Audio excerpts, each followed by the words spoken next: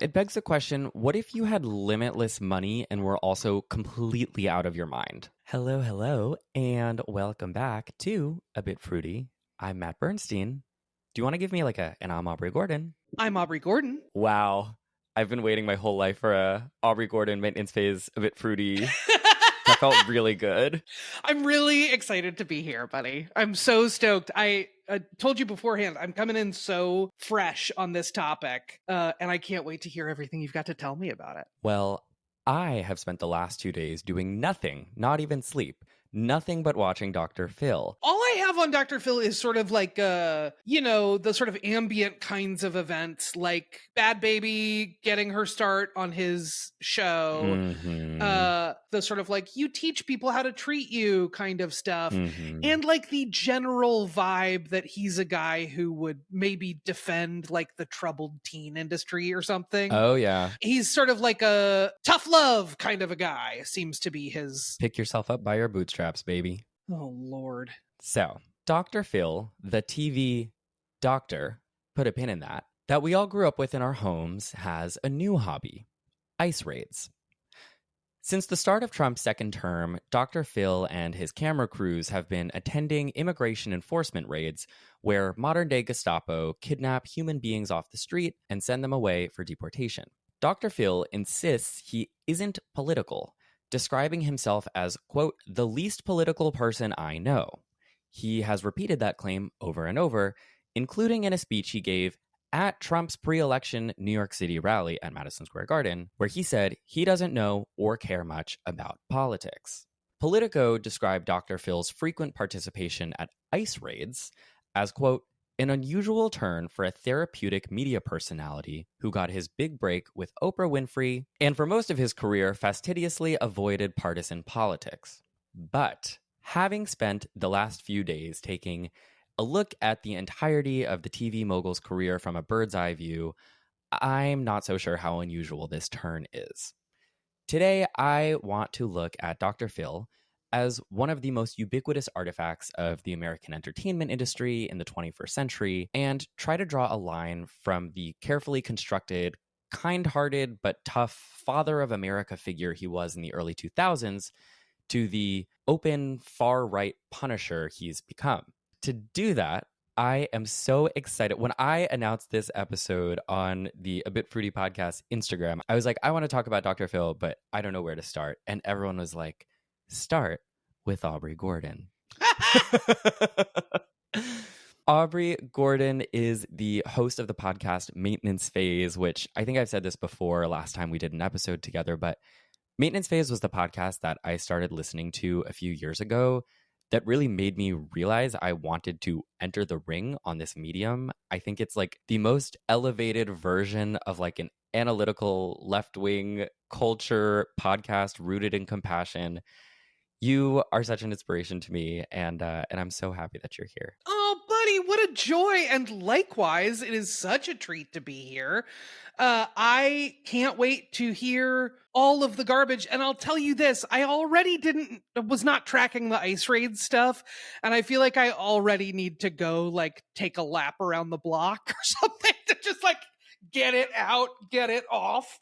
I too have been hoodwinked by the Dean Canes and the Steven Seagals who are doing the cosplaying, and not the Dr. Phils who are televising the cosplaying. My God. If you would like to support the show, you can do that over on Patreon. Kat Tenbarge and I are working on a bonus episode over there about Eugenia Cooney and the online internet spectacle that follows her, that I have been following for years and I'm deeply confused by. I am going to be fascinated to hear that. I'm going to be fascinated to hear that. Aubrey, before we get into the chronology of Dr. Phil and try to make sense of where he's at based on who he was throughout the entirety of all of our lives, I just want to get your like broad strokes. How do you feel about Dr. Phil? What has his impact on your life been? My intro to Dr. Phil was through the Oprah elevation of Dr. Phil in the, I'm thinking late 90s, early 2000s, maybe. It seemed to me at the time pretty quickly got his own show. And what I remember about his persona at that time was that it was very much in line with the sort of like, hey, I love you, so I'm going to tell you the truth, tough love kind of stuff. The refrain that I remember hearing a lot sort of surrounding Dr. Phil was that you teach people how to treat you, which I don't think is terrible advice, but I think once you start applying that to multiple situations, right? If you're talking to someone who's in like an abusive relationship, Yeah. that may not actually be the frame you want to land on, right? If you're talking to someone who's in like other kinds of like sticky or power loaded situations, it may just not work the way that he seems to propose that it will work. The vibe that I got from him was also, I would say, like a backdrop of like cop energy, right? That there's something about the close cropped hair and the big mustache and kind of like a lumbering guy in a Sure. suit, right? Where you're like, oh, hello, detective. Very right? that. Like is sort of the vibe. So I also, it feels unsurprising to me that he landed in like ICE territory and in sort of these like cop adjacent frameworks or just straight up cop frameworks, because that definitely was like the energy that he was bringing. Yeah, his approach to psychology, which again, we have to put like heavy air quotes around all of this because like Dr. Phil is not a licensed practitioner of psychology and has not been for 20 years. And we will talk about that. Did you know that? Oh, hey, we're diving into the deep end. It's very fun to come into this fresh, I'll tell you that. His approach to televised psychological advice is very much pick yourself up by your bootstraps. And it's very capitalist in that way of like everything is in your control. So every good thing that happens to you is a product of your own work. And every bad thing that happens to you is a product of something you're doing wrong, which I think is also, you know, not to get into the deep end too quickly, but it to me really makes sense how he ended up so committed to the ideology that he is in now. Yeah, it's very individualistic, right? It's very American in its way, right? The sort of bootstrapsiness of it all. And it is like, I think that we do a lot of lionizing of rugged individualism and of doing it by yourself and of no one helped me, when those things are generally not true, right? Like most of the people who say no one helped me got a fair amount of help in one form or another, and are just inherently conservative ideologies, right? Like the idea is you should be primed not to need any help because we are not going to provide you with any help. Yeah, exactly. So again, like conservative sort of political alignment makes a lot of sense, like tracks with his public persona to me. Shall we get into Dr. Phil early life? Oh my God, we haven't even gotten into the lore. Let's go. Let's fucking go.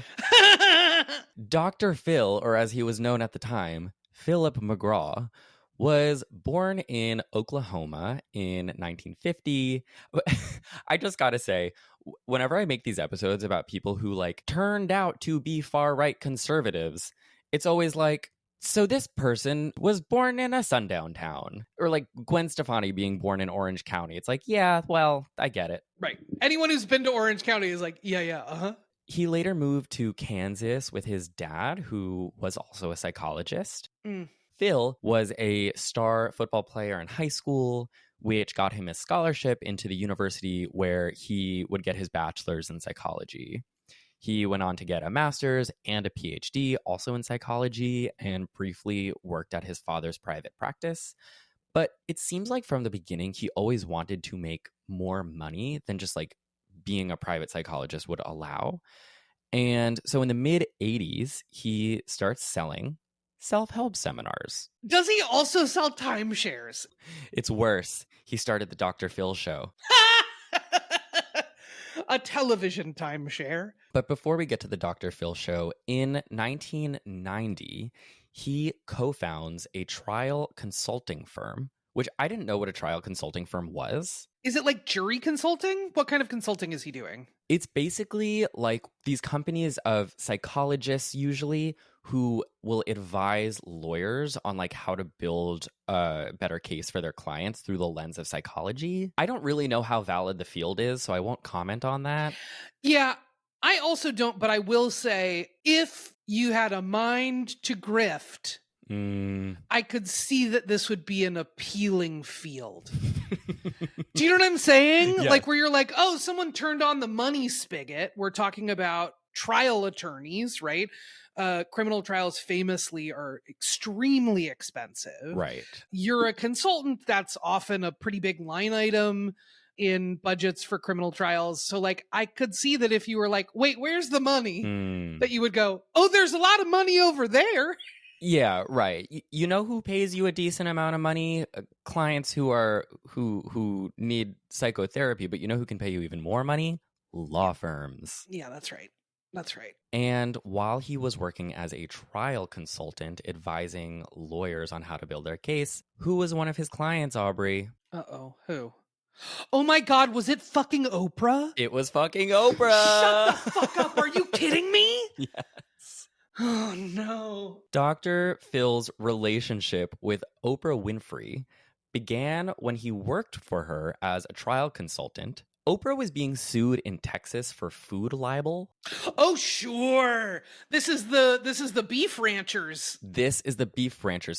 So basically Oprah was being sued by Big Beef for comments that she had made about mad cow disease that beef executives believed were responsible for the decline in beef sales, which I just noted on my outline. LOL.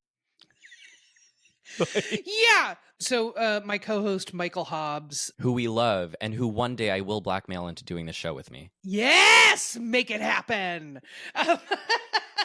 He researched and did a whole episode on the Oprah beef libel case 4 or 5 years ago. And my recollection was that she covered the mad cow outbreak on her show. And one of the things that she said was she was like, well, knowing this, I'm never eating a burger again, or something like that. That is like a thing that people say. You know, the sort of casual kind of hyperbole that people use in everyday conversation. And then she got sued for it, for beef sales taking a hit, rather than beef sales taking a hit because there is an outbreak associated with your product. Right. But Oprah did win that case with the help, she says, of Dr.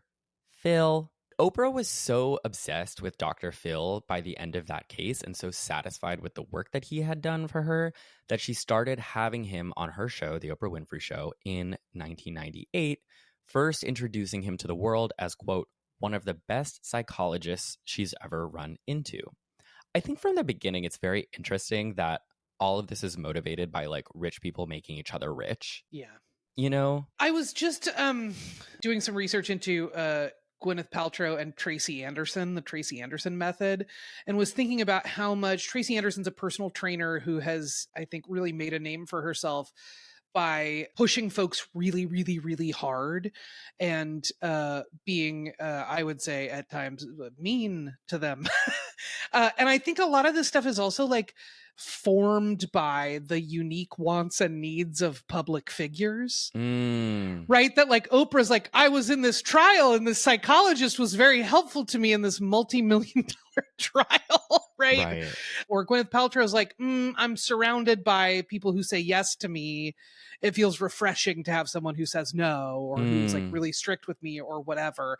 And I think that folks then go, well, I have a platform, I could platform this person, right? Without really thinking about like, how does that actually play out in the broader population? Like to normal people. To people who are not in a beef libel trial, to people who are not running Goop. Aubrey, you know? who among us hasn't been in a beef libel trial? Oh, there but by the grace of God go I. Living in a glass steakhouse over here, not about to cast a stone. Oprah begins to feature Dr. Phil in weekly segments on her show where he would give advice to people struggling in relationships. Here's where I want to ask you, because you're somewhat of an Oprah expert yourself. I feel like a big part of Oprah's legacy now is that she launched the careers of so many dubious figures, quack scientists, wellness gurus, and now right-wing leaders like Dr. Phil, Dr. Oz. Why do you think she was so attracted to these people? I think a couple Full of things. One, again, I do think some of this is like the unique sort of public figure-ness of it all. I think some of it is that she is a businesswoman and that launching more careers expands her business reach and her influence as well. And I also think, like, listen, I think this comes up with Dr. Oz as well. I assume it will come up with Dr. Phil. That when you are making, right, like when people talk about Saturday Night Live as an hour and a half show that happens once a week, they're like, it is a slog. It is like famously one of the most difficult shows to put together. These are people who are putting together 5 hour long shows a week. And I think even if you are doing your level best, booking guests for 5 hours of TV each week means you are just going to need such a quantity of people that some of those people are going to end up being not good. Right? Like you just sort of are going to end up having some folks who are like, if the priority is just push out a ton of content all the time, like your quality control is going to have to drop. I think the thing that I find perplexing about Oprah is continuing to platform, right? Like not just having Dr. Oz on once, but having him on, I think it was like dozens of times that she had Dr. Oz on, right? Many, many, many times with Dr. Phil, many, many, many times with like lots of sort of quacky people. That part I don't totally understand. I mean, I think part of that has to do with like she's Oprah. I don't know how many people are saying no to Oprah if she gets excited about somebody. I think some of that is having been a very wealthy person for a really long time and having lost some amount of touch with like what do actual people actually need. Yeah, I think it's sort of rangy. What do you think? Oh, God. I mean, I agree with all of that. I also think, Oprah is someone who, I don't know, I look at a lot of this through the lens of class. And I think Yeah. Oprah, despite all of her, endearment to the American public for how empathetic and compassionate she is on her show and whatever, like, she just went to Jeff Bezos's wedding, you know, Yeah. Yes. in Yes. like France or wherever it was. So I think this is someone who is loyal over anything else to capital. And I think a lot of these people she was surrounding herself with were too, and they were able to do it together. Yeah, that makes a ton of sense to me. So, anyway, Dr. Phil does well on The Oprah Show, and Dr. Phil, the show, airs as a standalone talk show in 2002, produced by Oprah. I grabbed like a statistics bit from the Wikipedia page about the Dr. Phil show because it really is stunning how popular this show gets. By 2008, the only talk show more popular than Dr. Phil was The Oprah Winfrey Show. On December 11th, 2018, Dr. Phil was the top syndicated show with a 2.9 live plus same day national Nielsen rating, ranking first among talk shows for the 117th consecutive week. His ranking improved, and by 2020, he was in the 22nd spot on the Forbes list with earnings of $65.5 million for the year. How much of that rating boost is just being played in every nail salon Mm. and every like oil change waiting room? Sure. I would like to take a quick break from the show to give a shout out to Helix for sponsoring today's episode. This is a big one for me. This is a really big one for me. I have had the same full size or double size, depending on what you call it, mattress since the beginning of college, and that was 8 years ago. And it served me perfectly well, but I have been long overdue for a queen size mattress. I am a bigger person than I was when I was in college. Like physically, I'm a bigger person, and my relationship to sleep has changed kind of drastically. Like a lot of people, as you start coming into adulthood, I just value sleep a lot more, and I do a lot of it. Getting a new mattress is obviously a big deal, and if you're in the market for one, I would like to offer Helix as an option. Helix offers 20 unique mattresses and will help you pick and customize the one that's right for you. I took the Helix sleep quiz, and based on my personal preferences, like I always sleep on my side and I tend to run pretty warm at night, I was a candidate for the Helix Midnight mattress. So they very kindly sent it over to me, and I cannot stress enough what a dream it has been. No pun intended. Ha ha ha, he he he. I don't overheat and I wake up feeling well rested and ready to edit this podcast. The Helix Midnight Luxe mattress was ranked the best overall mattress by Wired and Forbes, so my experience here isn't necessarily a unique one. As a listener of A Bit Fruity, you can take the Helix Sleep Quiz and find your perfect mattress, and get an exclusive 27% off site-wide by heading to helixsleep.com/fruity. That is helixsleep.com/fruity. Okay, now let's get back to the episode.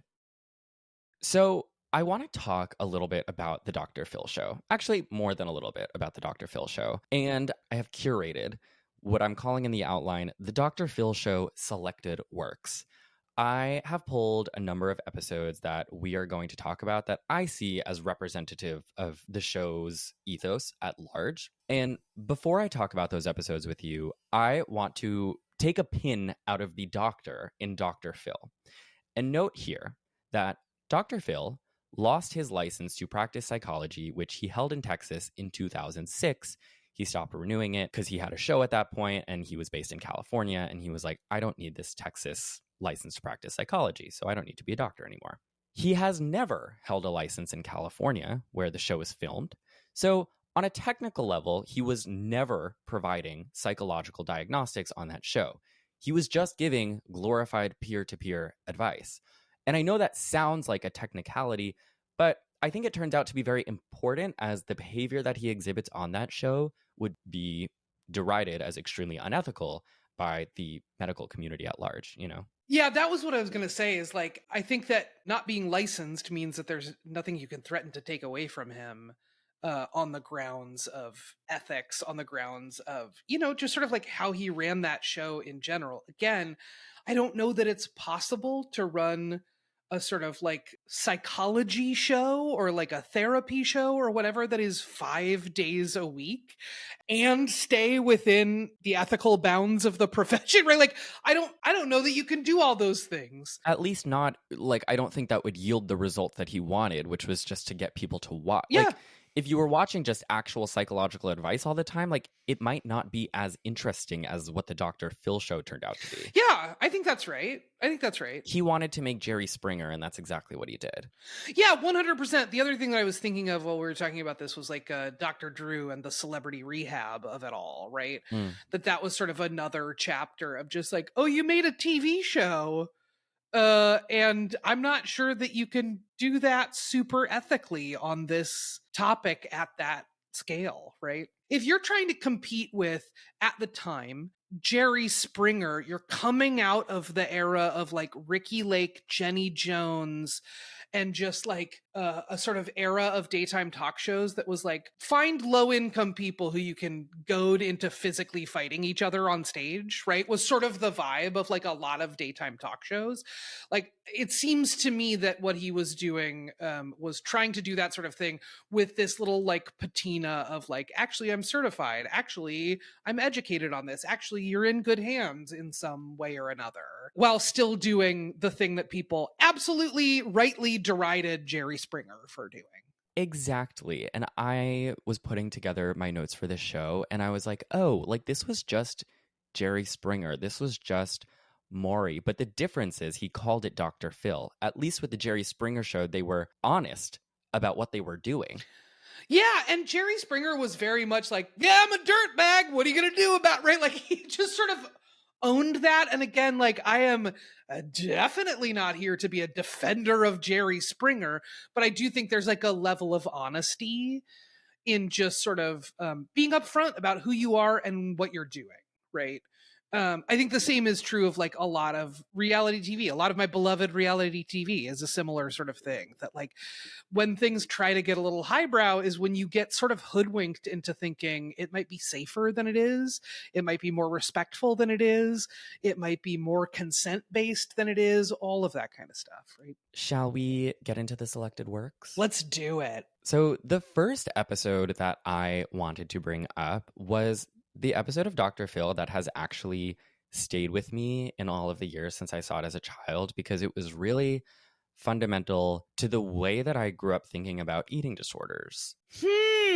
So, for the next however many minutes we talk about this, there is, a general content warning for eating disorders because that's what this episode was about. This episode of Dr. Phil, which aired in 2008, chronicled the struggles of a woman named Amy Moore, who was a woman in her late 20s. She had anorexia, she had bulimia, and she also struggled with binge eating. And I remember watching this episode during a time where I was really fixated on eating disorders. I was like a young, like very, very skinny, like naturally scrawny gay boy who was made fun of a lot. And I just had a, hyperfixation on my body and bodies in general, as I think a lot of kids do. And all I remember from this show was the imagery and how it made me feel. They filmed this woman in her home, very graphically engaging in all of the behaviors associated with her eating disorders. Did they show her purging?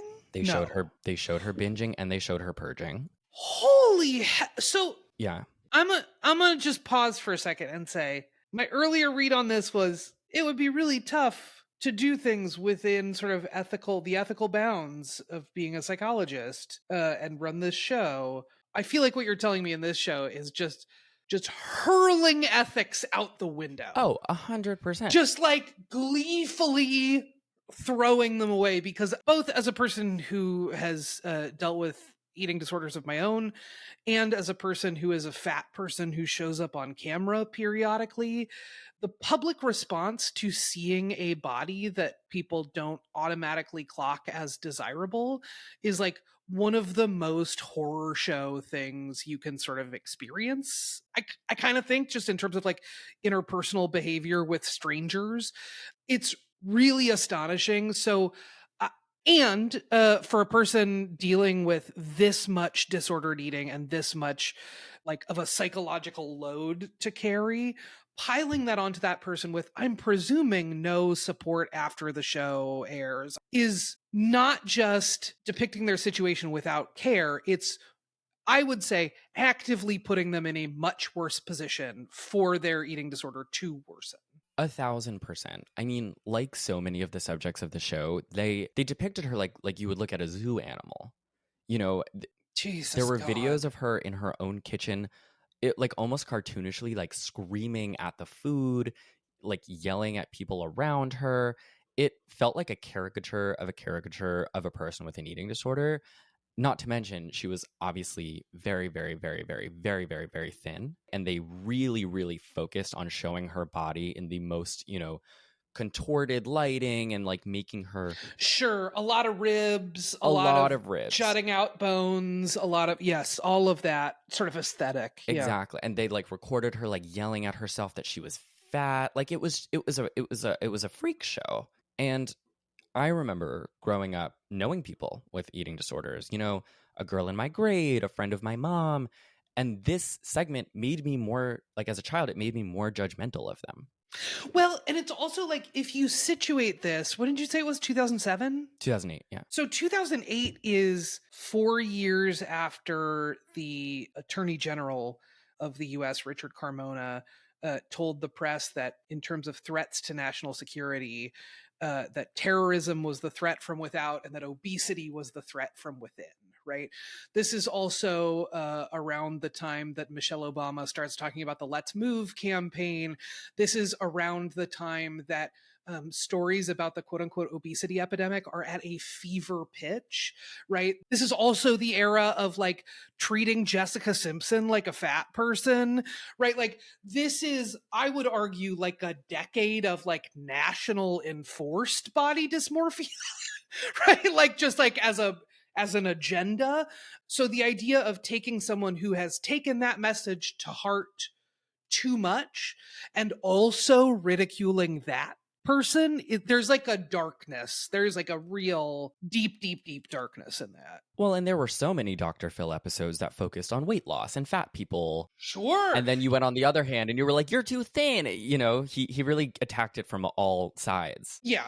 Again, I'm just thinking about like the sort of soup strainer mustache and the lumbering guy in the big suit being like the arbiter of like bodies and particularly women's bodies. And I'm like, just time out, everybody. Let's just take a minute, take a breather. What are we doing here? What's the plan? And like you said, there's such a thin veneer on all of these episodes of care. You know, you have this man with this like homely Southern accent, and he's like, "Why are you afraid of food?" And he's like pretending to be invested in like the well-being of his guests, but it was very clearly, you know, what I would call like humilitainment. Yeah, yes. But you could feel good about the fact that you were judging and disgusted by the people on screen because you had this man who you were identifying with pretending to care about them.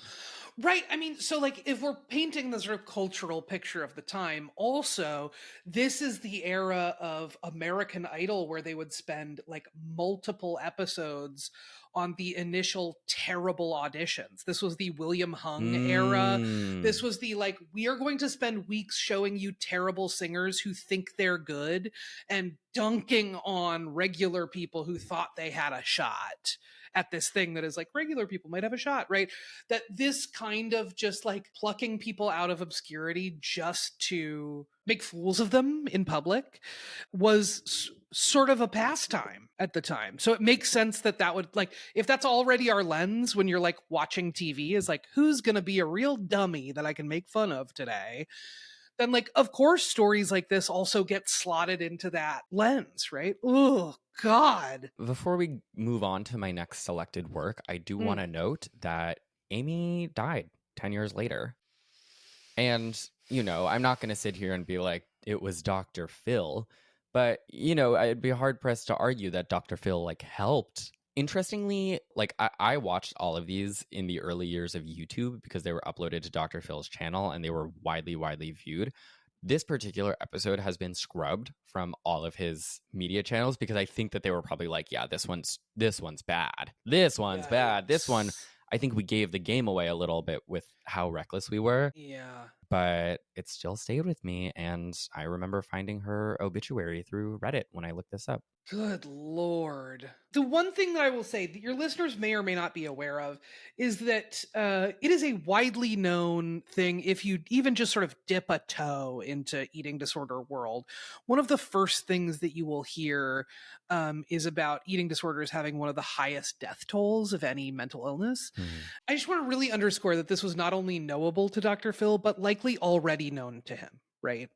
In going into this episode, if there was anyone on his staff who sort of knew the world of eating disorders, if he himself had treated people with eating disorders, you know that you are on a high wire, right? That you are trying to balance all of these things without this person just tipping off into the abyss, right? So to play with fire this way in a way that is like someone else's mental health is at stake in a way that really could conceivably lead to or contribute to their death is I just want to really underscore that like dying is part of the conversation when you talk about treatment of eating disorders. And like he would have known that, is my guess. He would have known that. God damn. Should we move on to the next selected work? Let's do it. This one's a little lighter. Obviously, Dr. Phil kind of like runs the gamut of like really awful to like awful but kind of dumb. Yeah, sure. This falls into the latter, which is fun. So this is a segment from a Dr. Phil primetime special, Family First, from 2004. And the segment begins with Dr. Phil looking into the camera and saying, actually, I'm going to send this to you because I want you to read it. Am I going to say it? Yes. Great. He says, the most important signs parents need to look for. Could you be raising a criminal? What does that even mean? Jaywalker? I'm assuming it's jaywalking. I'm assuming it's about returning your library books on time. Could you be raising a criminal? So this segment is about Eric, a 9-year-old, who is filmed in his home by Dr. Phil's camera crews while his mother kind of tearfully narrates about how Eric hurts animals, how Eric hits his sister, and seems to not feel remorse about it. And the one that they really fixate on, I think for obvious like TV humilitainment reasons, is that this kid wipes poop on the walls. Oh, Jesus hell. Do they do bedwetting? Is bedwetting a part of the... You beat me to it. Did I really? Well, I'm just thinking about the like serial killer checklist, right? The sort of psychopathy Aubrey, you're checklist. beating me to it. Sorry, I've watched simply too much Criminal Minds. So, this mom is talking to Dr. Phil about how she fears leaving this 9-year-old alone. She says she fears leaving him alone with knives. And I'm like, you probably shouldn't leave any 9-year-old alone with knives. Like, that's not that uncommon of a fear to have. But, she's saying she's terrified and she wants Dr. Phil's help to save her marriage and family and son. Dr. Phil's diagnosis, based on footage from his film crew spending time with the family, is that the boy needs more male approval, and essentially blames the dad who's sitting there on stage. And the dad is like, what, me? Oh my God. And then he goes into, you guessed it, the 14 characteristics of a serial killer. He says, quote, your son has 9 of the 14. Jeffrey Dahmer had 7. And then he flashes side by side photos of this 9-year-old and Jeffrey Dahmer. Surprise, you're raising a gay cannibal. What are we doing? Truly. Like, what are we doing? Like, here's the thing. Wait, before you tell me what the thing is. Yeah. Tell me. I screenshotted from that episode 3 of the 14 serial killer traits. Do you want to read them? Male, intelligent, and bedwetting? Male, intelligent, and bedwetting. Well, great. I have 2 of the 3. Male and bedwetting. I was gonna say, this is bad news for so many adult men that I know. Uh-oh. So what do you make of this? Look, I think you can look at this from like one of 2 directions, right? Either you can look at this from the perspective of like, we're making a TV show and we're trying to decide what's best for the audience, or you can look at this from the perspective of we're dealing with this family system and this kid, and we have to decide what's best for this kid. Either way, if you're deciding, hey, what's best for this kid? First of all, I 1,000,000% understand how a parent with a child that they were afraid of would be very quickly at wit's end and would be trying, like, just reaching for kind of anything to figure out how to address this kind of situation. That feels very much like a there but for the grace of God go I kind of situation. Far be it from me to judge. And in the mental health care system that we have in this country, not a lot of great options for treatment for lots and lots of folks, right?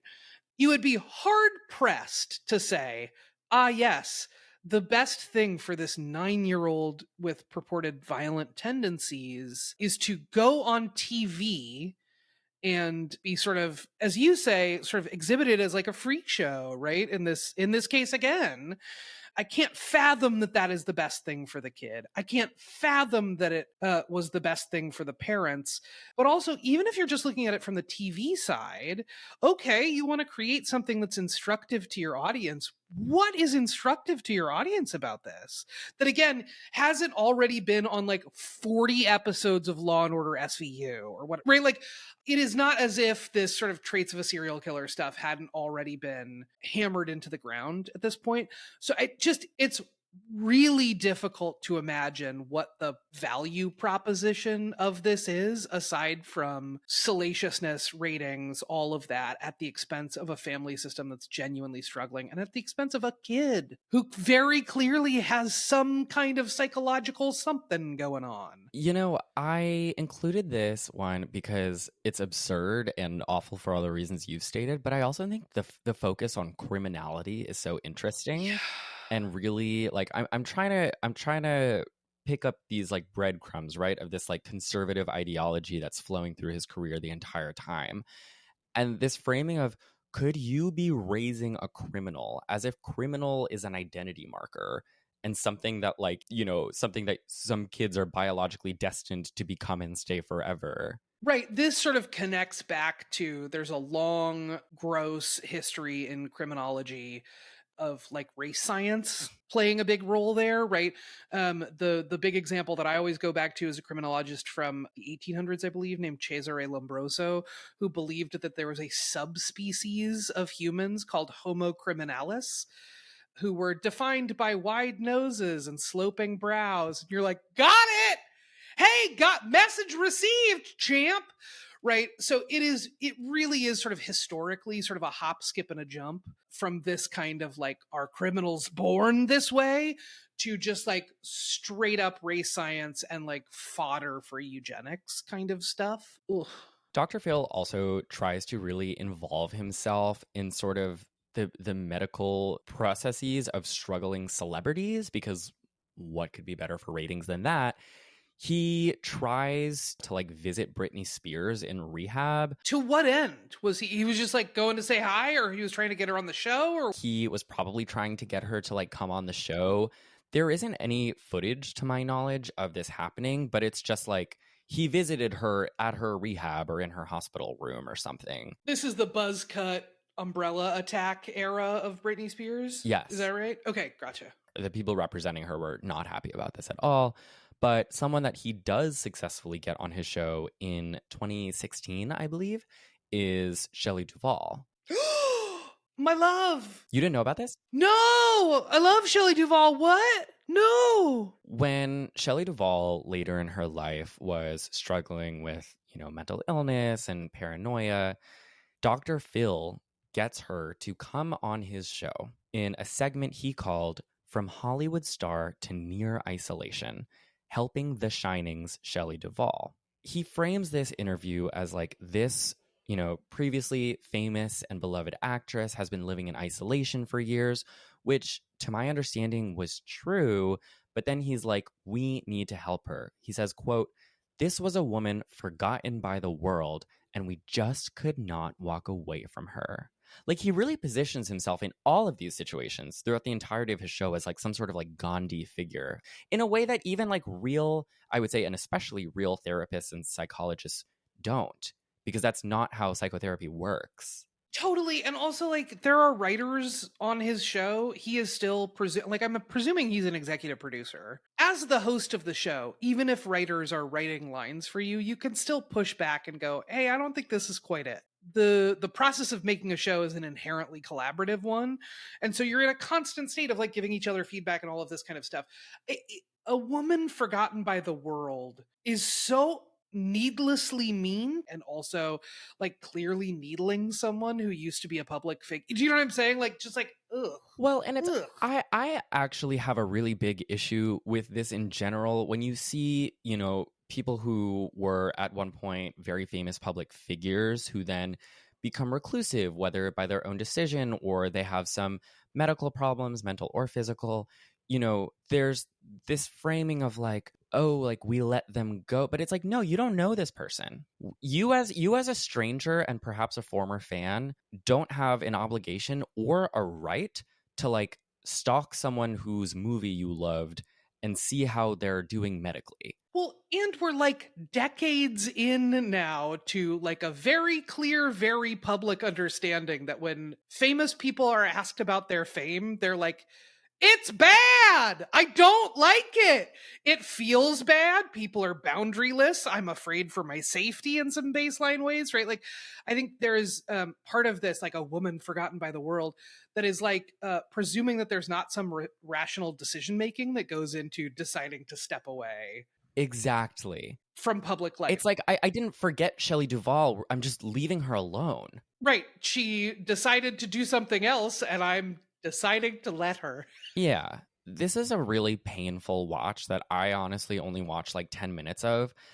It's Dr. Phil just kind of like poking and prodding what seemed to be her delusions and letting her just kind of like talk and talk. And she's clearly not well. Dr. Phil just continues to like be like, well, explain that and elaborate on that. And, oh, are they in the room with us right now? Like that kind of shit for an hour. And it just sucks. And he was widely criticized for doing this interview. Good. Because it again, it's one of these examples that it kind of gives the game away. It's like, oh, there's no care here. There's just exploitation for capital, for profit. That's all this is. Yeah, that's right. And it's like, how far away are we now from just fully like the National Enquirer or fully like Beachbody garbage, right? Like, it's just full sort of like tabloid style exploitation is what it feels like. I want to take a break from the show to give a shout out to Ground News for sponsoring this episode and truly just being a great service. A big part of my job is reaching people where they're at information wise, and a big part of figuring that out is understanding their information diet and my own. You know, a straightforward event can be reported, as we all know, in a lot of different ways depending on the ideological goal of the people who are publishing that story. For example, a trans woman running in the London Marathon could be reported as it was in the New York Post, trans runner beats 14,000 women in London Marathon. Or it could be reported, as it was by The Advocate, trans marathoner places 6,159th in women's category. This is a real story. She really did come in 6,159th place. And there was so much outrage that she was pressured to apologize to the London Marathon itself and offered to return her participation medal. Are eggs cheaper yet? Anyway, this is where Ground News comes in. Ground News is a website and app that aggregates all different news articles about a single story and organizes their left, right, and center biases, gives you information about the owners of the platforms publishing those stories and any conflicts of interest therein, and so many more news transparency tools that make it easier to understand your own information diet and maybe your dad's or your brother's. Ground News has been a really helpful tool for me in understanding how our shared reality has gotten so fractured, especially in the last couple of years, based on how people are reading about the same events. Ground News is also purely subscriber backed. There are no venture capitalist funders, so it has no allegiance to any billionaires. If you would like to subscribe to Ground News, you can get 40% off a Vantage plan right now at ground.news/fruity. Or just scan the QR code on the screen if you're watching the video version of this podcast. Thanks so much to Ground News, and now let's get back to the episode. What I want to get to next is, you've been waiting for it, we've arrived, Bhad Bhabie. It's upon us. If you are not familiar with the cultural artifact of Bhad Bhabie, Bhad Bhabie, I can't stop pronouncing it. I really love your commitment to this bit. Bhad Bhabie is the rapper name for the woman at the time, girl named Danielle Bregoli, who at the time she goes on Dr. Phil is an unknown to the world 13-year-old. Her mother takes her onto Dr. Phil to try to rectify her behavior, which included stealing and, quote, twerking. Sure. You got to get that kid in line. She's twerking. When Danielle is having her interview with Dr. Phil about how she's kind of unruly and, acting out in all these ways, the audience is kind of jeering at her, at which point she coins the iconic "Catch me outside, how about that?" The public's understanding of Bhad Bhabie really started there and then evolved into her spinning this into a career kind of as a media mogul. She has a number of successful rap hits. She starts like a makeup line, to my understanding. She's extraordinarily wealthy now. She's beefing with Travis Barker's daughter. Yeah, she's beefing with Alabama Barker, the daughter-in-law to Kourtney Kardashian. These people are too young for me to have any business being invested in that. But notable to Dr. Phil, what I will say, and what I think a lot of people don't know or include in their memory of this woman's come up, was that after she appears on the show, Dr. Phil sends her to Turnabout Ranch, which was a troubled teen camp in Utah, where she later said she was abused in the form of not being allowed to sleep for 3 days straight, standing outside in the cold and having to pick up horse feces for hours as a 13-year-old. She watched staff physically restrain kids who tried to escape from this troubled teen camp. And while she was staying there, a murder occurred when one of the fellow, you can't even really call them like campers or you're essentially child prisoners at these troubled teen camps. Someone trying to escape killed a staff member by bludgeoning them. I will say this, even in the absence of a murder, even in the absence of all of these sorts of things, I have a number of friends who went to facilities that were part of the quote unquote troubled teen industry. Do you want to like talk a little bit about what those are for people who don't know? Yeah, the idea is essentially that like this was particularly big in the 2000s and into the 2010s. It also stretches back to the 90s and 80s from the DNA of sort of scared straight kind of programs. But the troubled teen industry is something that Paris Hilton has actually spoken out about quite a bit. It is, for the most part, I think the most well-known facilities are essentially like boot camps where you send kids who are acting out, who are having behavioral issues. Often, just anecdotally, I will say from the people in my life, those are like queer kids whose parents were opposed to them coming out. Those were kids who were dealing with like really significant trauma or had experienced sexual assault and were acting out as a result of that because they didn't know how to process it. Right? These were kids who had really significant underlying issues, and the way that that was showing up was through acting out. And I think the sort of cultural narrative at the time was you have to address the behavior, and the idea was, well, these kids are just acting this way because nobody's told them no, and they're kind of soft, and like they just really have to get out into the real world and have some people who don't take their shit.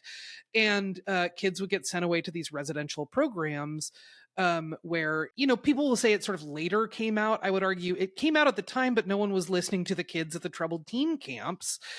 That there was profound abuse happening in those spaces. I will say, as someone who both attended and has done some research into fat camps, I think there are some really meaningful through lines there, which is like, you have already proven that you're not willing to try, is sort of the perception in both cases, right? That fat kids are not willing to try. Like if you just put some effort into it, you'd be thin. If you just put some effort into it, you would be acting better or behaving more.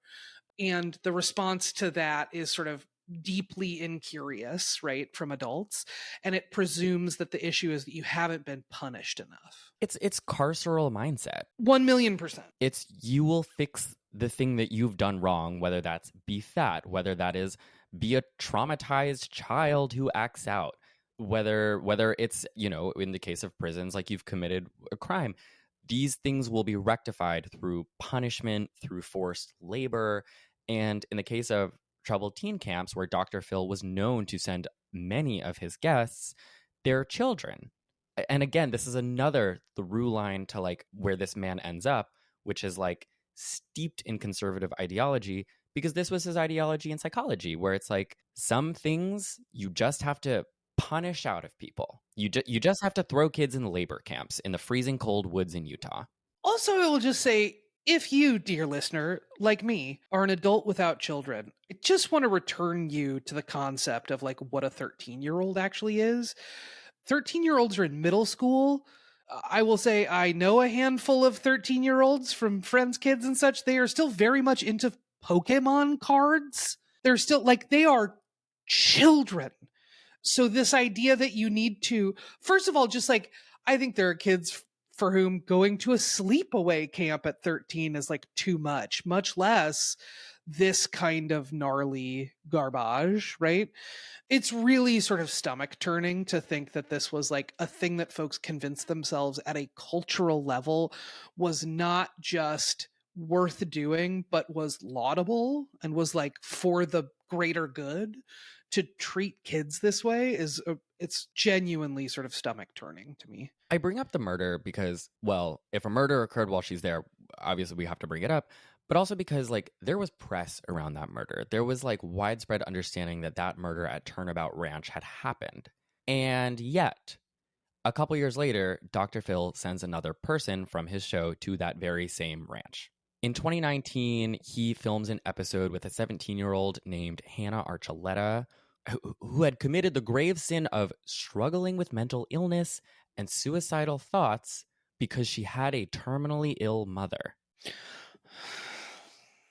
Troubled teen industry for someone whose mom is slowly dying in front of her? It's actually, you can't even exaggerate how evil it is, but it does kind of get worse. So And sorry. No, it's fine.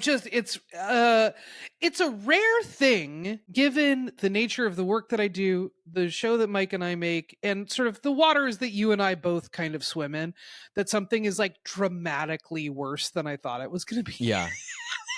This is dramatically worse than I thought it was going to be for Dr. Phil. Good Lord. So, according to the lawsuit that Hannah's family would later file against Dr. Phil took Hannah's dad into his office before they started filming and told him that he thought Hannah should go to the Turnabout Ranch immediately after they stopped filming. Shouldn't even go home. She should be put in a vehicle and sent to this troubled teen camp right after filming at his studio in Los Angeles. He said he would pay for it and provide transportation, which he did for all of the people, it seems, that he sent from his show to these camps. And Hannah went. Hannah would end up being sexually assaulted twice by a male staff member at Turnabout Ranch. And when she spoke up about it, she was, according to a Washington Post article about this case, quote, punished, forced to pick up horse manure, sleep on a wooden plank, verbally abused, and deprived of sleep. It has been alleged that Dr. Phil was being financially compensated by the troubled teen industry and perhaps by Turnabout Ranch by sending his TV guests to them. We don't know that, and I can't say it for sure, but it's been kind of hinted at in these lawsuits that he was being motivated by something to continue sending kids there. I would argue it doesn't even matter, because whether or not he was being paid by them, first of all, he thought this was the best course of action. And it's also like he's being paid by this entire process. He gets to make his big show. He gets to, get all of the ratings, and he basically gets to like throw these kids in the slammer after he's done his episode and, cashed his check, right? As you were reading off the list of like pick up horse manure, sleep on a wooden plank, all of that sort of stuff, the thing that was going through my mind is like, this is very genuinely the kind of stuff that like Ruby Frankie is in prison for. Mm. And those were her kids, right? This is a facility being run professionally, quote unquote, that parents are paying to send their kids to. Again, just like absolutely stomach turning. Like absolutely stomach turning. Not only that existed, that it was a paid service, that I'm sure it still does exist in some way, shape, or form, right? Turnabout Ranch still exists, yeah. Jesus, God help us. It's also deeply horrifying that this was lifted up and I'm sure applauded by the audience of Dr. Phil's show, of one of the most popular shows in the country. That's what I was going to add here is like these aren't the private dealings of individuals, which would be bad enough. When a parent or a guardian chooses to send someone under their care to a place like this, that's bad enough. But this was being broadcast to millions of people, more than any other TV show in the country, as this is what you do when people are struggling. This is what you do with them. This is how you rectify it. And I feel like I said at the beginning, when I watched that episode about Amy Moore, who was struggling with all these different eating disorders, like the net result of that was I was more judgmental of people around me in my life who were struggling because Dr. Phil was judgmental of them. And I feel like that's like the bigger undercurrent of all of this, is that like people who struggle are beneath us. And I think it's notable too, when you mentioned this, like a lot of the people he was having on his show, I would argue most people, these were low income people with oftentimes without a ton of privilege. I think the net effect was just cruelty disguised as care. Absolutely. I also just, I think about this a lot with parents of fat kids who put their kids on diets and that sort of thing. That it is both not great, don't like it, don't love it, wish they wouldn't do it. And also it really is hard to reckon with the fact that like that is the primary, if not the only cultural solution that they are offered, right? Is like, no matter what, you have to make your fat kid thin. And I think there is a similar sort of like cultural mandate around this kind of acting out. And at that time, and again, I would argue for years beforehand with Scared Straight programs and that sort of thing, the answer to your kid is having a tough time and is acting out was you need to put them in painful situations, whether that's you directly causing the pain or whether that's you hiring someone else to cause the pain to your child. Like, there have to have been parents who really, really, really deeply struggled with that and had to convince themselves that this was in the best interest of their kid, right? To go to these sorts of programs as a result of being platformed on Dr. Phil and Dr. Oz and all of these sorts of shows, right? That, like, if that's the only solution that you're really seeing, then you sort of go, well, hey, man, I guess that's it. I guess this is what we have to do. And I think that's where things get extra sinister to me. You know what I mean? Is the not just these individual experiences, which are shocking and horrifying, but the trumpeting out of those and the proposing those individual series of like really horrifying traumas as like a solution to a societal problem or a solution to a parenting problem is alarming and distressing.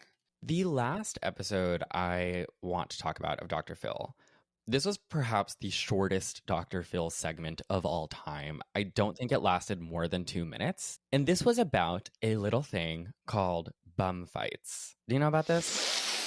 I know about the existence of bum fights. I didn't know that there was a segment on Dr. Phil. So there hardly was. Allow me to explain. So tell me. If you weren't there, which quite frankly, I wasn't, Bum Fights was an early 2000s video series phenomenon where these men who made the videos essentially paid people who were experiencing homelessness to fight each other or hurt themselves, do kind of like, you know, it was reminiscent of like the Jackass films, but like the Jackass people were choosing to do it themselves and profiting themselves. These people were like exploiting, you know, people on the streets to do it. And one of the creators of this film series, Bum Fights, he got the idea to do it based on an experience he had when he was living on the streets and someone paid him $5 to run headfirst into a shipping container. This was peak, like trauma, exploitation, porn, humiliainment.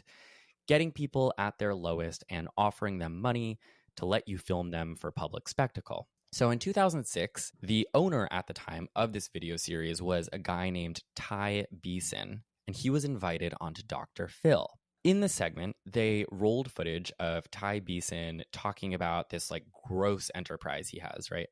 Which included paying an unhoused man who was struggling with tooth decay to take a wrench and pull out his own teeth. Jesus God. And then it cuts to Dr. Phil, who is like, stop the tape, you know, very performatively, because he obviously planned to do this from the beginning.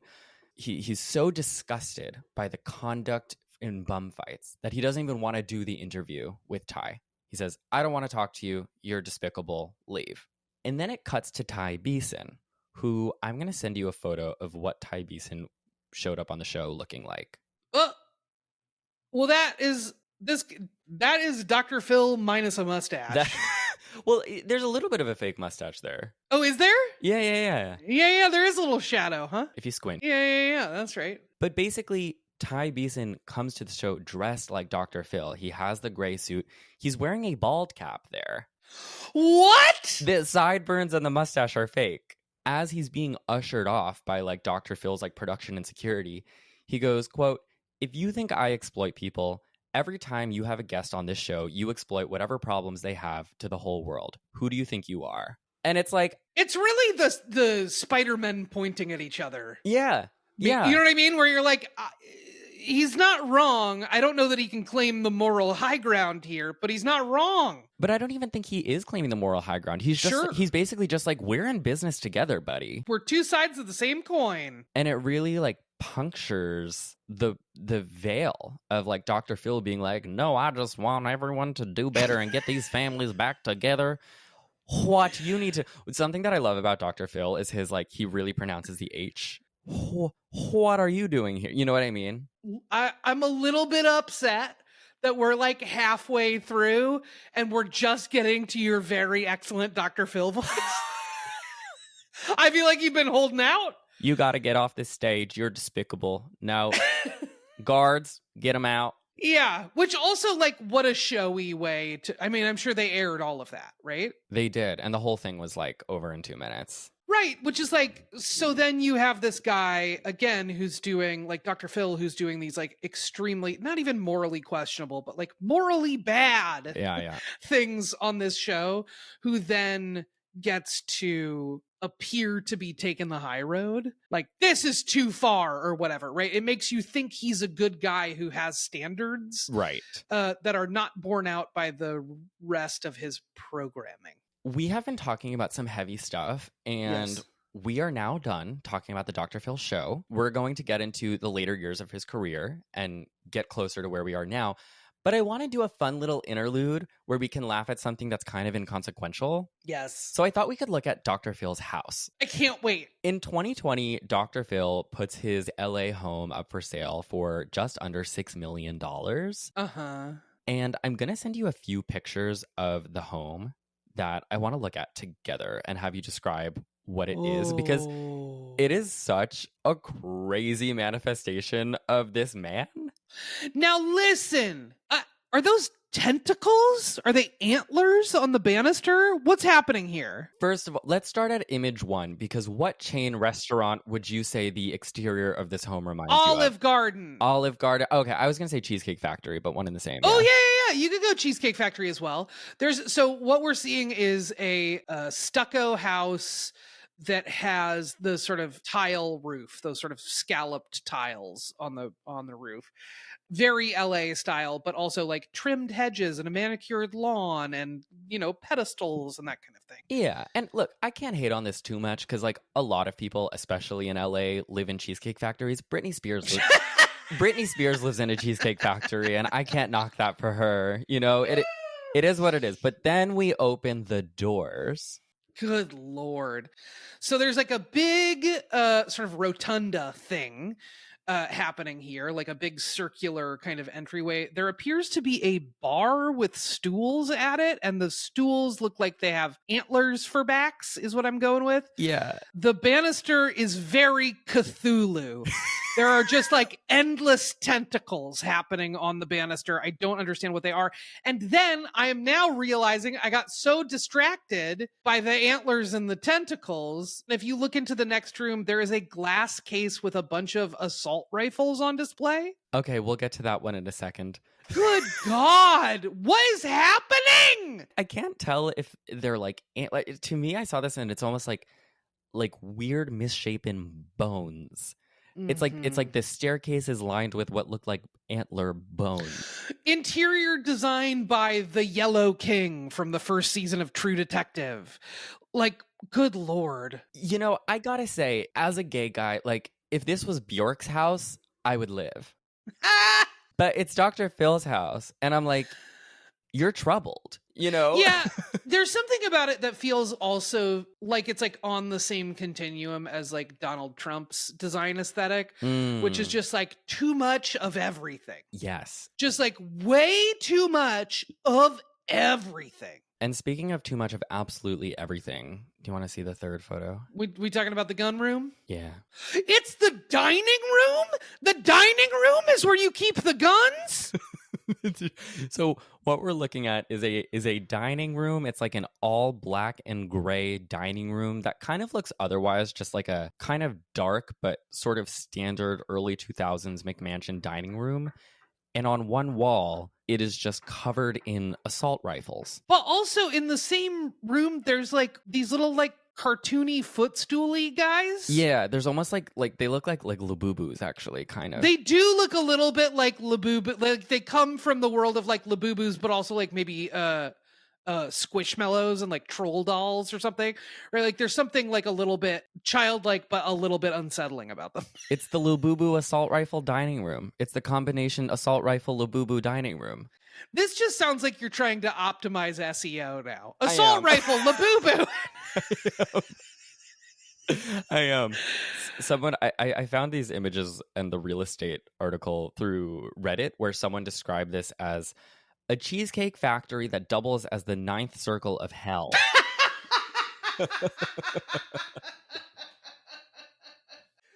Dante could never. I included this because I felt like we needed a little levity, and also it's just a fascinating peek into his mind. Do you know what this reminds me of is there was like a run of, boy, if you haven't watched them, Matt, treat yourself to some old episodes of an HGTV show called Trading Spaces. It was where like neighbors or friends would trade rooms in their house. They'd get paired up with a designer, but they'd be on like an extreme budget. And they'd be like, I'm going to do a makeover of my neighbor's dining room because they hate their dining room and it's time to change it. But they would be on this like wild budget and they would have absolutely nutty ideas. And they'd be like, we painted the inside of your dining room so it looks like you're inside a circus tent or something, right? Like this feels like that level of sort of like budget and design aesthetic where you're like, why are there drapes on the light fixture? Like, why is that what's happening here? There's just a bunch of sort of mystifying 2000s interior design choices being made here. Yeah, it begs the question, what if you had limitless money and were also completely out of your mind? Right. The outside has all the taste of a cheesecake factory, but it ends at the outside. Yeah.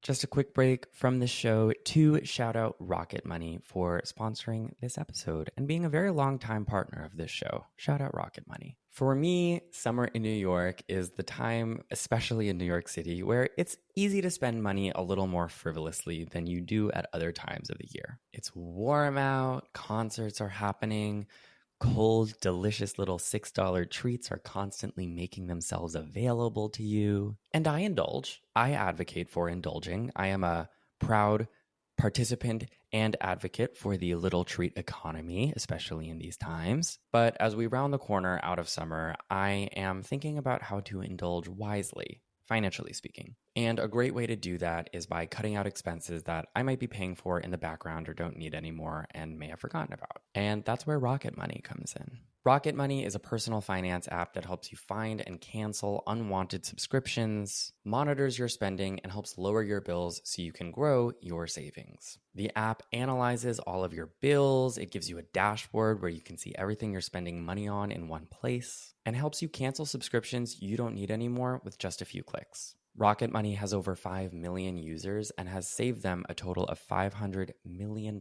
in canceled subscriptions and can save you up to $740 a year when you use all of the app's features. Cancel your unwanted subscriptions and start reaching your financial goals at rocketmoney.com/fruity. That's rocketmoney.com/fruity. Thanks so much to Rocket Money. And now let's get back to the show. Okay, I want to catch up with Dr. Phil in 2020, which is when, as we know, a lot of people's brains really started to melt in different ways. Dr. Phil was vehemently against COVID lockdowns. He did a media tour where, and you can see we're kind of really converging on the like, oh, I'm a very outspoken, very open right-wing activist. Like, we're not doing this so much like, I want to heal the world and bring the families back together through like teen labor camps. Like, we're not even pretending anymore. Dr. Phil does a media tour where he argues that quarantines were doing more harm to children than the virus would, which I noted here, like, even if he's ignoring the fact that there are immunocompromised kids, like, one major point of closing the schools during the early months of COVID was so kids couldn't contract COVID and then bring it home to people in their home who were older or more vulnerable. When he was pressed on this issue, Dr. Phil said that the real thing that he took issue with was that there were kids who were trapped in abusive situations at home who no longer had access to counselors or outside help, which again, I know like that's true. But then the broader issue there is homeschooling, I feel like, which you don't see Dr. Phil speaking out against. You know, like COVID lockdowns for school only lasted a few months, and then kids started going back in for hybrid learning. And now obviously kids are entirely back in school. The bigger issue, I feel like, when it comes to kids trapped at home in abusive situations without outside resources or help or opinions is homeschooling. But Dr. Phil now works for the party, which is taking money away from public schools so that more kids can be homeschooled or in alt schooling. So it just doesn't comport. Right. This is what I was going to say is like, look, man, if you're concerned about kids not having access to counselors and not having access to the kinds of services that they get in schools, you have to kind of reckon with the fact that at this point, at the point that COVID hit, we're coming on 20 to 30 years of like systematically underfunding schools, of casting aspersions on teachers' unions as being like uniquely greedy, and of eroding the public school system through sort of the proliferation of charter schools and that sort of thing, right? So like the answer to this is like, if you want kids to have that kind of support, COVID or no, you need to have the money to hire counselors, have enough counselors that the number of students that you have mean that they can actually access time with the counselor, all of that kind of stuff. But that's not, doesn't have the same kind of curb appeal as being like, I'm at home and I'm tired of being at home, ergo, open the schools. Totally.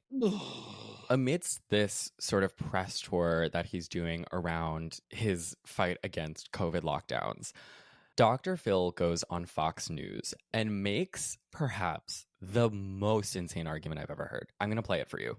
Look, the fact of the matter is we have people dying.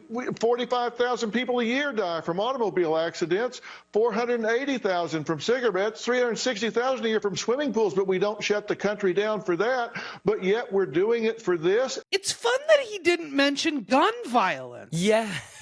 That's a fun one. When we're talking about unnecessary deaths in the U.S., it feels like that one usually is pretty close to the top of the list. Noticeable that Mr. Gun Dining Room, Labubu Assault Rifle Dining Room himself, was not leading with that point. Strange. I love how he starts with the fact of the matter is, and I'm like, well, I don't know if that's the fact of the matter. His whole sort of persona is he's like a tough talking dad who gives good advice and, is just coming after you because he cares, right?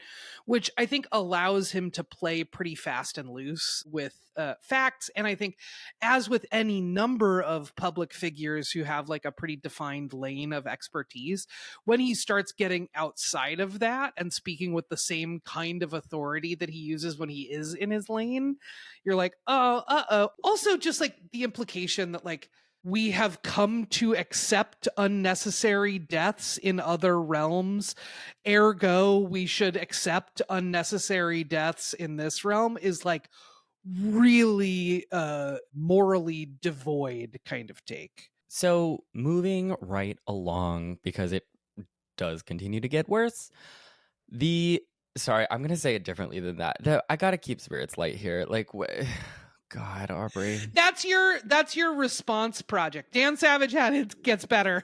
You have it continues to get worse. It gets worse. We've all got our lane in the community. The Dr. Phil show runs its 21st and final season in 2023. After which, Dr. Phil up and moves his studio from Los Angeles to Fort Worth, Texas, and launches Dr. Phil Primetime, a new talk show which is also self-produced, where he gets more overtly into politics. Like I said, it's produced by his own production company, which is called Merit Street Media. Do you know about this? I don't know about Merit Street Media. Okay. Also, this is he's just pulling a Rogan here. Yes. He's like, so long, California. I'm going to Texas. I'm starting my own weird little empire. Basically, yes. He talks a lot now about Merit Street Media because he loves to promote his own businesses. Sure. But he always says, every time he brings it up, he goes, the fact that it's called Merit Street Media is no accident. America is built on a meritocracy, not on DEI, not on equal outcome. That was a quote from his Trump rally speech. We didn't choose the name for that by random. Merit Street Media. This country was built on hard work, added value, and talent, not on equal outcome, not on DEI. Wow! Hey. My camera just got too hot. I have to give it. Do you need to take a second? I have to give it 2 minutes to cool off. Is that okay? Yeah, absolutely. I'll run to the restroom real fast. Great. My listeners know this, but when my camera gets too hot, I will put it in the fridge for a couple minutes while I go to the bathroom, and we'll be right back.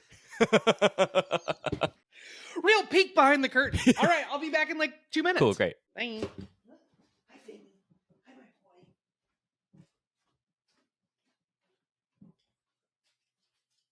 What was the last thing I said? Was it about Merit Street Media? It was about Merit Street Media and him talking about America being built on meritocracy and not on DEI. Yeah. So, you see this theme, which I've been trying to like plug in these themes and like, almost like stick a toothpick into, I don't know if, hold on. Uh-oh, are we not a baker? I've been trying to like, I guess, plant these flags, right, at different points in his career and be like, what is the fundamental ideology that he's exhibiting here, right? It's this bootstraps. It's this capitalist grind set. It's this, you have the, it's think and grow rich, Now he kind of is just nakedly saying it. He's like, America's a meritocracy. Fuck DEI, which, again, I feel like brings his past into the present. I pulled some selected thumbnail images from different segments, different interview segments Dr. Phil has been doing on Dr. Phil Primetime. And I would like for you to take a look and tell us who are the guests on his show nowadays. Oh my God. Mm-hmm. This is a who's who of just a true nightmare blunt rotation, right? Like just like an absolute nightmare. The first one is a thumbnail that says exclusive new interview with Donald Trump. Tried and true. The next one is for the Dr. Phil podcast, episode 286. Dr. Jordan Peterson, we who wrestle with God. The man's self-importance knows no bounds. I love it. And the third one is another exclusive interview on Dr. Phil Primetime, one-on-one with RFK Jr. And the fourth? Oh, boy. Oh, I didn't even see that there was a fourth. My God. Oh, my God. Mm-hmm. I'm going to describe the thumbnail as well. The fourth says exclusive interview with Prime Minister Benjamin Netanyahu. And in the background of this thumbnail is just war-torn Gaza is what appears to be in the background. Right? Like just like rubble. Yes. We're like serial killers not available. We're like, what are we? This is such a staggeringly terrible lineup of people. Boy, oh boy, oh boy. Again, it's just like I try to contextualize all of this in like what he's been doing for 20 years. Yeah. Because to me, like this is horrifying, but like also I get it. Like this is where he was going, especially now that there has been this cultural tide. I think for a long time, he wanted to embarrass people. He wanted to profit off of people's pain. He wanted to be cruel, but he wanted to do all of that under the, again, very thin veil of like, I care for you. I want to make you better. We're in this cultural and political moment now where you don't have to pretend to be nice. You don't have to pretend to care about anyone. And so he can just like interview like genocide leaders and far right white nationalists and whoever else, because like the ideology that there's a hierarchy of people and people struggling and people beneath you deserve to be punished and deserve like it's been there the whole time. I don't know. Well, he's also following what is now like a relatively well-worn path from Alex Jones, Joe Rogan, Glenn Beck, Tucker Carlson, all of these folks who have stepped away from traditional like network media jobs or have been fired from those jobs and then have set up their own little fiefdoms, their own little empires of media stuff that allow them much more latitude in who they talk to, how they talk to them, and what they talk about. And I think just seeing what folks do with that kind of latitude feels really illuminating, because like either he's having these folks on because he believes them and is supporters of them, or he's having them on because he thinks it's like red meat for his listeners.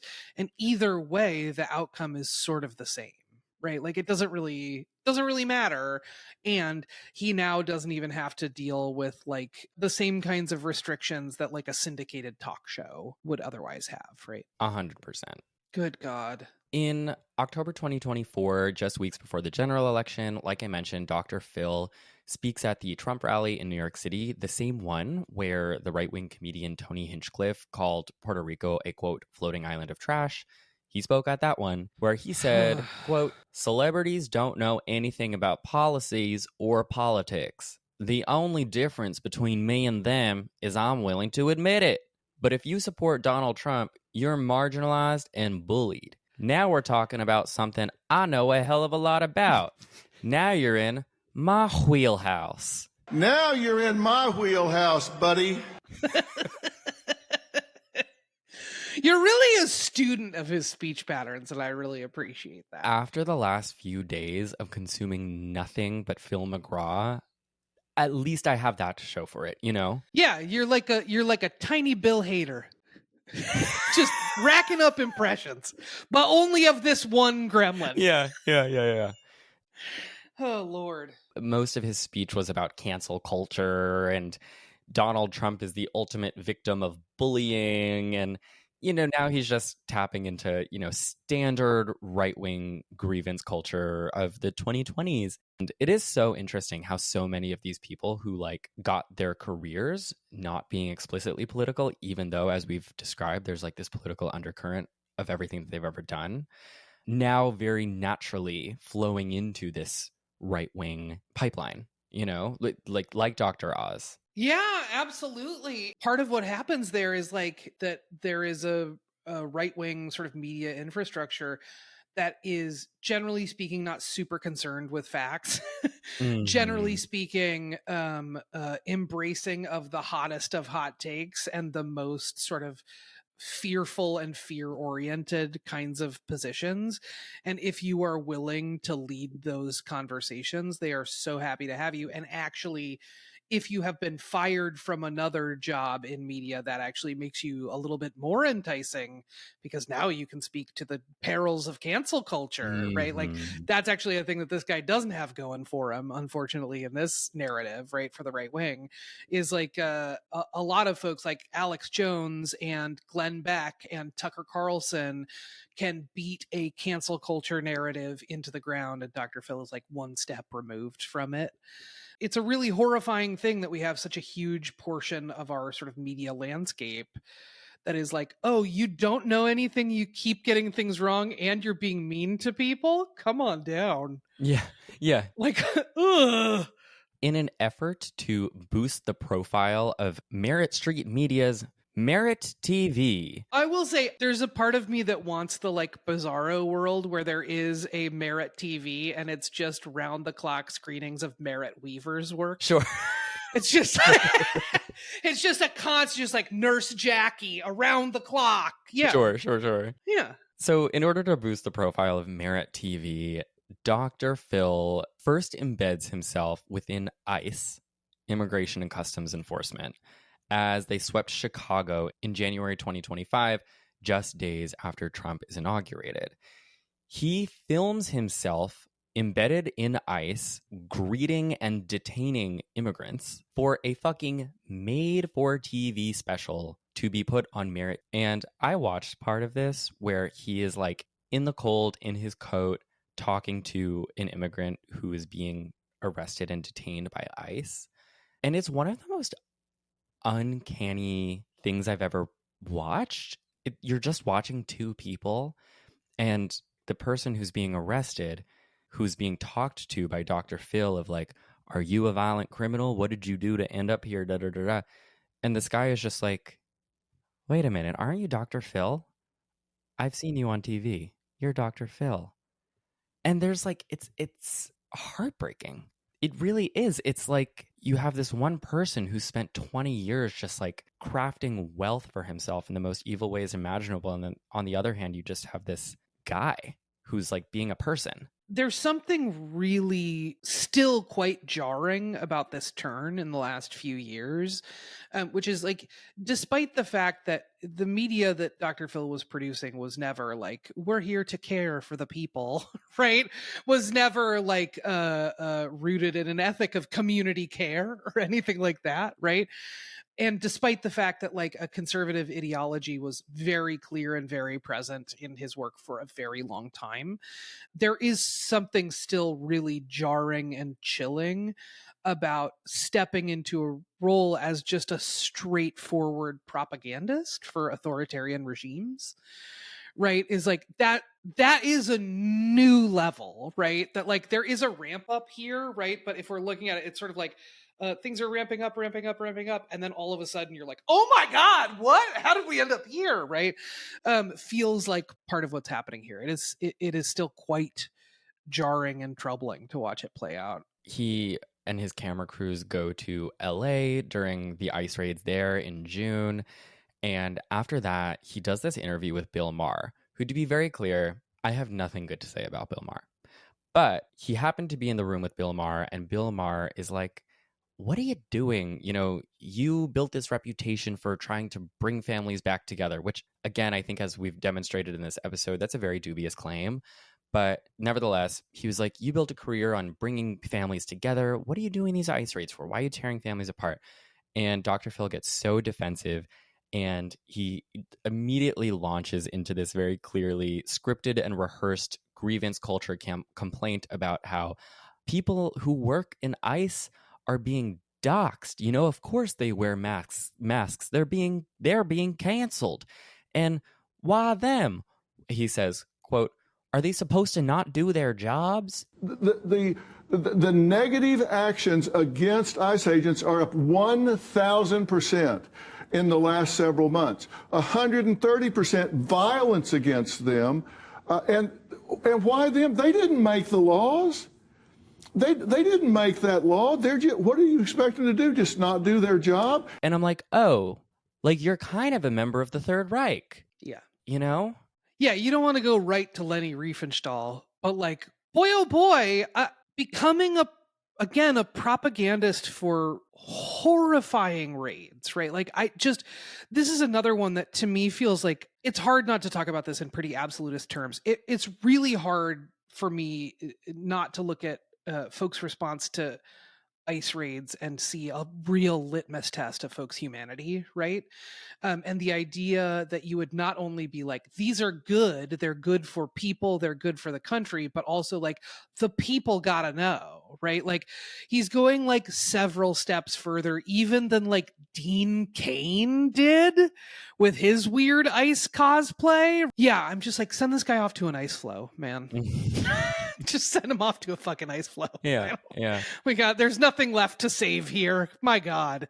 A lot of people, like I was watching these videos on YouTube and there's so many comments being like, oh, Dr. Phil, like being an ICE agent was not on my 2025 bingo card. And fair enough. It wasn't on mine either.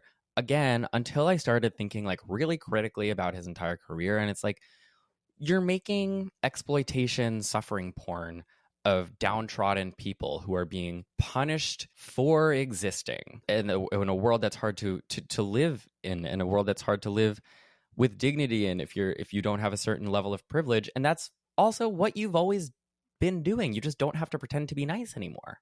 It seems like the sort of undercurrent of rhetoric for this guy has always been, if there's something going wrong in your life, it's because you're not trying hard enough, right?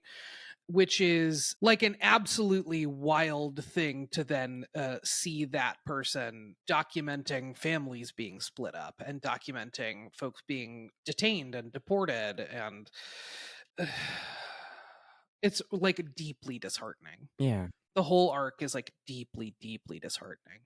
And the fact that he like really did build so much trust with such a large audience, right? Like, regardless of whether or not I think that trust is merited, it is really clear. Whether that trust is what? Sorry! Whether that trust is merit weavered. Whether or not that trust is earned or whether or not I would invest that same kind of trust in that guy, it seems observationally true that there are many, many, many people who were dedicated viewers of his show for years and remain dedicated viewers of his show who have been sort of further and further drawn down this garden path with him. And it's really, really deeply troubling. The arc of Dr. Phil's career reminded me kind of the episode I did about Gwen Stefani, where she started shilling for Peter Thiel's Pay to Pray app, which includes all sort of like anti-abortion stuff. And this is Hallow. This is Hallow. This is Hallow. Yeah. Yep. And I went into that episode and the research that I did for it thinking like, what happened to like No Doubt, I'm Just a Girl, sort of this like punk feminist figure from the 90s. But then you kind of scratch it with a coin and you're just like, the heart and soul of this person's personality and career has always been vaguely right wing. And it just doesn't have to be vague anymore. Yeah, she's like, what if I married a country singer and started sponsoring a prayer, like paid prayer app? Exactly. Great. Yeah, absolutely. The last thing I wanted to ask you before we wrap up here was you were just in a documentary about The Biggest Loser and Yeah. how awful that was and how much cruelty and humilitainment was involved in the creation of The Biggest Loser. And what's interesting about The Biggest Loser is that one of the two star trainers on that show, Jillian Michaels, is also now a regularly appearing Fox News far-right pundit who recently said in a CNN debate that slavery is not entirely the fault of white people. My question is like, what about these sort of 2000s TV phenoms do you think ultimately lended itself to this and what these people have become? So I think a couple of things. One, I think that the sort of cultural milieu at that time was really focused on humiliation, right? That like the sort of core of like primetime and daytime entertainment was about humiliating people, whether that was the sort of Jackass era of like, we're going to do it to ourselves, whether that was, as we mentioned, like bum fights, where it was like horrifically on its face exploitative and horror show stuff, or whether it was sort of cloaked as with Dr. Phil in sort of concern trolling, in this idea of like, I'm doing this for your own good, right? That actually I'm engaged in a high-minded endeavor here. You just can't see it because you think I'm being too mean. Which was also the Biggest Loser model. Which was absolutely The Biggest Loser. And I think in both of these cases, right, like part of what allows Dr. Phil to get traction as a large scale personality and as a TV show is doing this kind of tough love stuff, quote unquote, heavy quotes, on folks who were widely culturally believed to have deserved it or to have needed it. Right. So, like, there was this idea that if your kid was acting out, you need to send them to a boot camp or you need to just get really extra tough on them. Similarly, with The Biggest Loser, I would say Jillian Michaels, much like Dr. Phil, has a long, long history of very clearly very conservative and frankly, just like very mean politics. But part of the reason that she flew under the radar was that she was going after fat people, which folks thought was like a not just an okay thing to do, not just that that was acceptable, but that it was culturally celebrated, right? She built a massive empire out of publicly abusing fat people. So I do struggle a little bit now when people are like, oh my God, when did she go off the deep end? And I'm like, baby, she was always already there. She was just taking it out on people who you didn't care if she was taking it out on them, right? Like that it was entertainment to watch folks absolutely shout at and humiliate and berate and cause physical pain and damage to fat contestants on TV. And I think certainly for me, for a lot of fat folks that I know, it doesn't feel surprising one bit that she's like a MAGA talking head now. And I think similarly, as you've demonstrated with the Dr. Phil of it all, like if you're paying attention, it's not especially surprising, right? Like if you're really sort of tuning into the rhetoric that folks are using and who they're going after and all of that kind of stuff, you're like, oh yeah. In both cases, these are folks who found soft entry points into the kinds of bigotry that they wanted to spend a bunch of time in, right? So you start with your soft entry point of a 13-year-old who's acting out of line or a fat person who just won't put down the Twinkies or whatever, right? And there is a great deal of cultural alignment around like, yeah, give it to them, right? And then you build an audience who's ready to watch you just sort of rip into and exploit folks who are going through terrible times in their lives and who didn't ask for or deserve any of this. And like, of course you end up with things like, yeah, I like ICE raids. Yeah, America's a meritocracy. slavery wasn't that big a deal, right? Like all of that sort of stuff, like of course follows because they've gotten so much sort of affirmation for the earlier and more widely accepted forms of bigotry that they were engaged in. So well said. Fucking Aubrey Gordon. And this is why I think, like, what's the big takeaway with, like, studying Dr. Phil, Jillian Michaels, all of this stuff is that, like, on a granular level, what these people have been exhibiting as their priorities the entire time is cruelty, it's punishment, it's carceral. And I feel like what we can do as individuals on a granular level is like empathy, compassion, not empathy and compassion as a cloak for like judgment that really is like resting underneath, but like how can we actually help each other? I feel like you're really inching up on the Jerry Springer final thought sign off of like, until next time, take care of yourselves and each other. Which was always the fucking sign off of the Jerry Springer show? What? I mean, yeah, I think that makes a ton of sense. And I also think it's worth looking at, like, just because that kind of, as you say, like humilitainment doesn't exist in the same way on network TV now, that's not to say it doesn't still exist, right? I've been thinking a lot these last few weeks about, I don't know if this is someone who has shown up on your FYP. She is definitely all over mine. Kendra, who fell in love with her psychiatrist, right? Are you familiar with this story at all? No. Oh, Lord. It's just a person who is very clearly going through like a profound break with reality on TikTok and has made like a 20-part story that is essentially like cataloging all of what appear to be her delusions. She has monetized it. She's getting paid to share her delusions. It's like got tons and tons and tons and tons of views on TikTok. And we now have an ecosystem of YouTubers and influencers who are making videos breaking down the Kendra who fell in love with her psychiatrist drama, right? Where you're like, hey, team, we really are amplifying someone's mental health break right now and making it harder and harder for them all the time to get to meaningful treatment, to get to all this sort of stuff. And there are people making lots of money off of talking about the absolute, what will, I'm guessing, emerge as one of the worst chapters in this person's life, right? So like, I think also just being wary, it's easy to go, that was in the past, we did that then, we don't do it now. But I think we still do a lot of the same things now, they just show up in different places.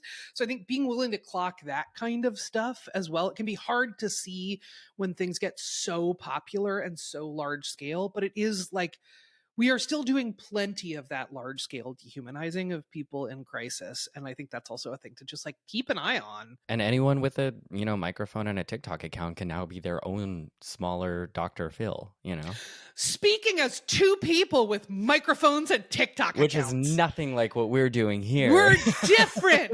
We're gay.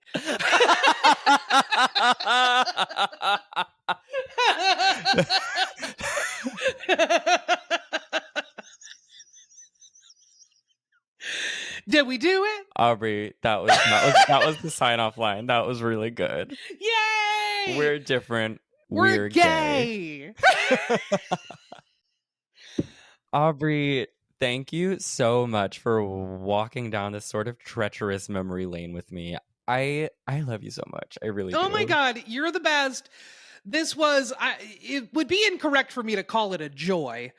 But I will thank you for your service of spending several days in the trenches of Dr. Phil research. And thank you for nailing that voice. And also just for being like an absolute joy in this world. This was like such a treat. Do you want me to? Here, I'm going to do it. What? Aubrey, where can people find more of your work and glean more of your wonderful insights? I am at YR Fat Friend across platforms. And folks can listen to Maintenance Phase, the podcast, wherever you get your podcast. You can buy my books wherever you buy books. And you can watch a documentary about me and my family at yrfatfriendfilm.com. Boom. And if you've made it this far in the episode, I do thank you so much. I love you and I appreciate you. We all need each other to get through to the other side. And just be kind to yourself. That's all I ask. I feel like the next time I see you, you're going to be in a bald cap and like a tan suit. and some prosthetic sideburns. Yeah, you're going to have the mustache, the whole thing. The nails will be gone. Oh, the nails will be there. I'll be Dr. Phil with nails. The nails are That not would going. be amazing. Happy Halloween. I love you all. And until next time, stay fruity. Is that good? Nailed it! Boy, oh boy, what a dark ass fucking set of things.